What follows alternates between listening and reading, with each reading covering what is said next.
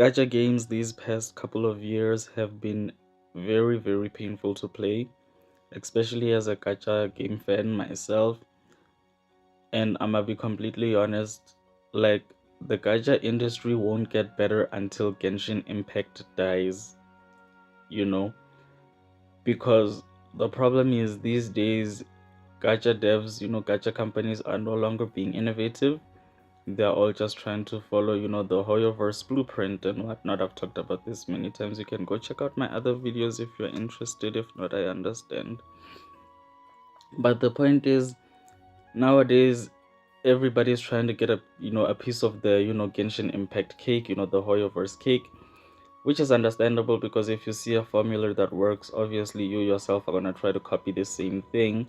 Like, look at how right now, when you go to, like, for example, console games or PC games, a lot of newer games are trying to like copy the whole Fortnite blueprint.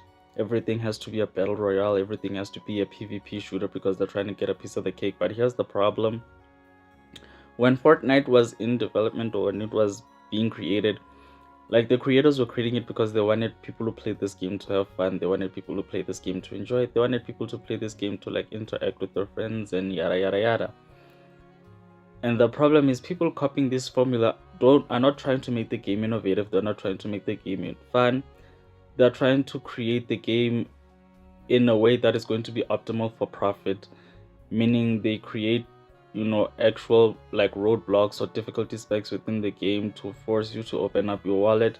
They create issues within the game that force you to open up your wallet.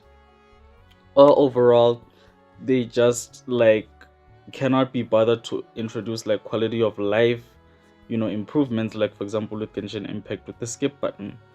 And Genshin Impact itself, when it was created, especially during COVID, I don't want to say it was created during COVID, when it was released during COVID, you can tell that the team that created it actually created it with the intentions of making the game fun, with the intentions of making the game actually enjoyable for people, actually being family friendly or kid friendly, I want to say. But slowly over time, the money, the success, the fame that they got went to their heads and they just absolutely lost it. They just went ballistic and decided that they're going to focus on, emptying our pockets, milking us for as much as they can. And it's quite painful, really. And because of this, the gacha industry decided to follow suit, where now every single game that comes out has to be an open world gacha. Everything has to be open world. Everything needs to have a big map. All the games now have to be 30 gigs worth of data at least, requiring at least 8 hours of my day to download, even with Wi-Fi. If I'm lucky, it will take like 2 hours. That's because I have 5G. That's if you can afford it in this stupid ass economy.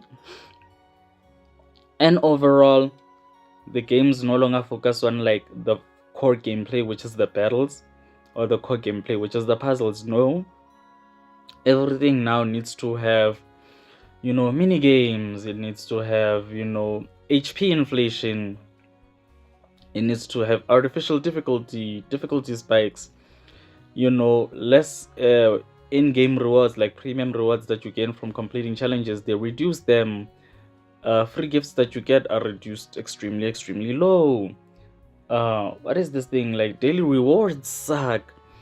uh you no longer have a skip button, like not a skip button, but like a skip mechanic to skip certain battles or certain events that you don't want to play because they're boring. Like, they are trying to force you to stay in the game longer. Why? Is so that on charts in they can like go to like their sponsors or like, people who pay them and be like, hey, oh look, you see people are spending like 2 hours a day within the game. You see, they love the game. No, I'm not spending 2 hours in the game because I love the game. I'm spending 2 hours because that's literally how long it takes me to complete all of my daily stuff. I don't like the game. I don't F with the game. And this has become a really huge problem because, let's start with the fans. I'm gonna go for the Hoyo shields because like I said, this is all Genshin Impact's fault. The Hoyo shields, every single time they get an opportunity to fight back, like perfect example, let's look at after the Cyberpunk collab, there was a situation that happened with Genshin Impact and its fans where the fans realized that they're being taken for a puss by the developers.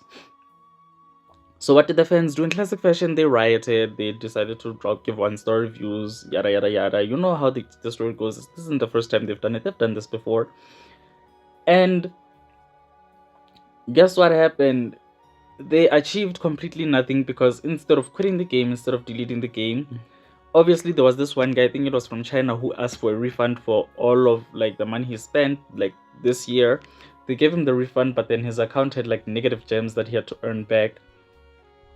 But the point is, there were some people who actually did what they had to. They got the job done, but that was like only like 0.1% of the people. The rest of the 99.9% still continue to play the game, still continue to stay, because they spend so much time within this game, they invested so much money within this game.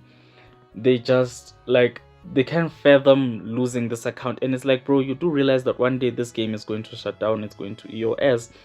And I'm gonna be honest, the day that happens, I just feel like the Genshin Impact community is gonna lose its mind. It's gonna go ballistic. I feel like they're gonna blow up buildings. I feel like they're gonna 9/11 shit. And I feel like if they fix the problem now, they won't have to worry about that. Okay, obviously the game is gonna EOS, that's inevitable, but if they fix the problem now, the inevitable won't be as painful. But they don't want to do that every time they get the opportunity. They go back to bending over for these developers because they can't fathom losing this game. They just scared it's gonna shut down. It's like, bro, it's gonna... Which is why I'm saying we need Genshin Impact to die. Another issue, the second one, is with content creators who, they know the game is terrible, they know the game is horrible, they know the game is greedy, it's predatory, and yada yada yada.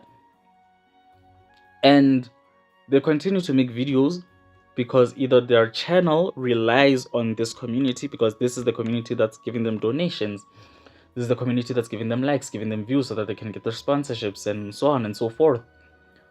Or it's because they're getting sponsored by the game. A perfect example is with the Neverness to Everness NTE.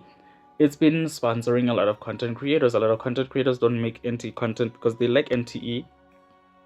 They do it simply off of the fact that, hey man, I'm getting paid, I'm getting a buck, I'm getting bank. And some content creators will make content for these games because this is how they're gonna grow their channels, so they sell out. You understand? And this is a problem because these content creators are promoting an issue that we don't want within the industry.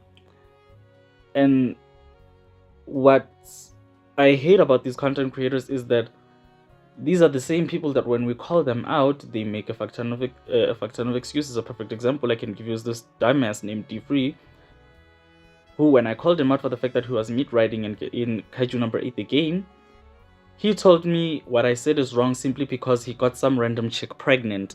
Like, that's his whole entire argument. And he said that I remind him of his younger brother because the way I speak makes me sound like a child. So his whole entire argument is that I am wrong simply because my mannerism does not fit an adult, which is like, bro, you yourself, you don't even fit the description. Like, you yourself, you don't even fit the so-called standard of an adult, because you can't even admit you're wrong. You can't even take accountability for your stupidity. You yourself, like, how can I say this? You are incapable of like, your whole entire argument is, I'm right because I'm old. I'm right because I have a child. I'm right because I didn't know how to pull out. That's your whole argument. I'm sorry I can't like put it into words properly, but that's his whole entire argument. And once I realized that, I realized like, I'm talking to not a person who's a fan of gacha games, but I'm talking to a grifter, a person who's in this industry because he's trying to make bank to feed a child that he never wanted. Like, that's just how I'm getting from this thing, because like, honestly speaking, like, fuck him. Like fuck him. The dumbest piece of shit that I've met. Like, I don't understand how you getting someone pregnant makes you correct in every argument, or makes you intelligent, or increases your wisdom stacks, you know, like like this is some RPG and it's not, you know. And another issue we have is that the third one, which is developers within the space, they see the issues that you know, other developers are having. Because a perfect example I can give you, like, these dev companies that are trying to copy the Hoyoverse blueprint, 90% of the time they end up failing. They fail.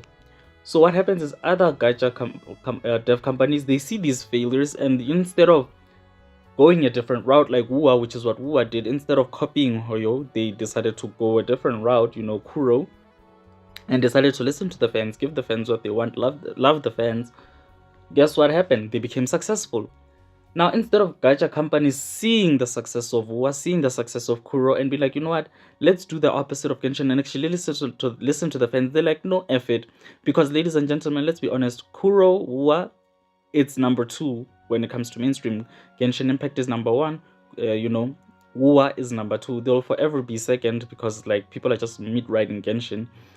So obviously, these dev companies, instead of seeing the success of Wua and trying to copy the blueprint of listening to the fans and whatnot, they decide, no, we're not going to do that. We want to copy this blueprint of Hoyo, because why be number 2 when you can be number 1? And it's like you have a 10% chance of succeeding.